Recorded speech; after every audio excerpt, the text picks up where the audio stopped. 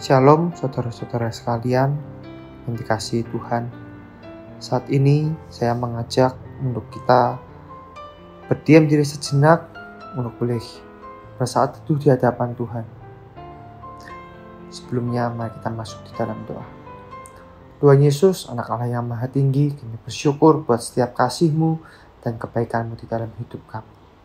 Kalau sebentar kami akan merenungkan kebenaran firman-Mu. Siapkanlah hati kami, bukalah pikiran kami, biarlah kami bisa memahami dan mengerti apa yang menjadi isi hati Tuhan, apa yang menjadi kebenaran firman-Mu, dan mampukan kami juga untuk bisa melakukannya dalam hidup kami. Dalam nama Tuhan Yesus kami berdoa dan mengucapkan syukur. Amin. Renungan hari ini terambil dari Ayub pasal yang keempat dan kelima. Namun saat ini saya akan membacakan beberapa bagian saja. Yang pertama, mari kita baca dari Ayub pasalnya yang keempat, ayatnya yang ketiga sampai kelima.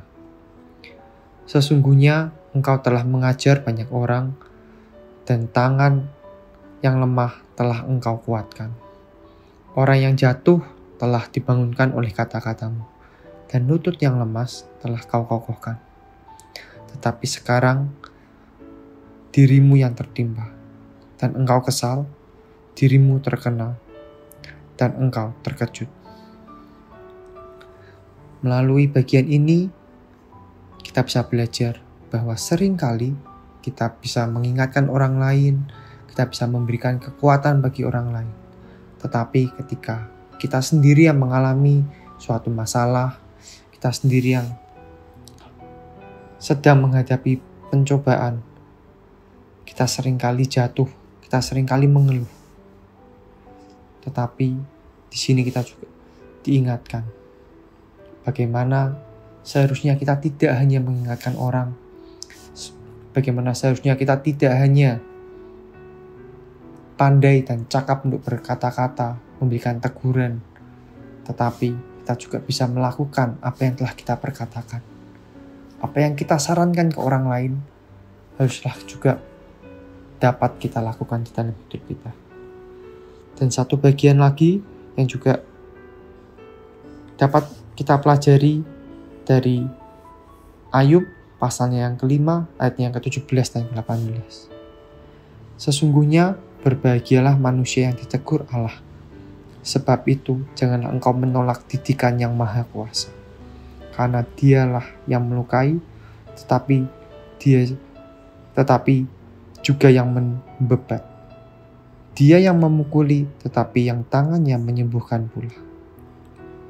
Di sini kembali kita belajar bahwa Tuhan adalah Allah yang mengasihi kita selalu.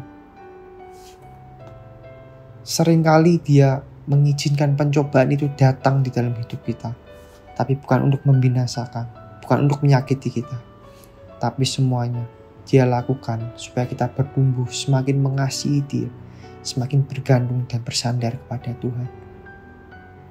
Ketika Dia mengizinkan pencobaan atau masalah datang di dalam hidup kita, percayalah bahwa Dia sendiri jugalah yang akan memulihkan dan menolong kita.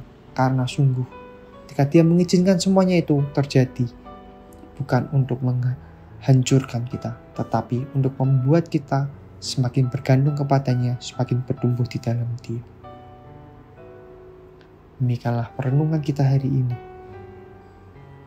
Biarlah Tuhan juga yang memampukan kita, tidak hanya merenungkan firman-Nya, tetapi juga dapat melakukannya dan menghidupinya di dalam hidup kita. Mari kita berdoa. Tuhan Yesus, terima kasih buat pengajaran-Mu, terima kasih buat firman dan perenungan yang boleh kami lakukan. Dan biarlah perenungan ini dapat menguatkan kami, dapat menyegarkan jiwa kami, dan membuat kami semakin mengasihi Engkau, semakin bertumbuh, dan semakin dewasa di dalam Tuhan. Dalam nama Tuhan Yesus kami berdoa dan mengucapkan syukur. Amin.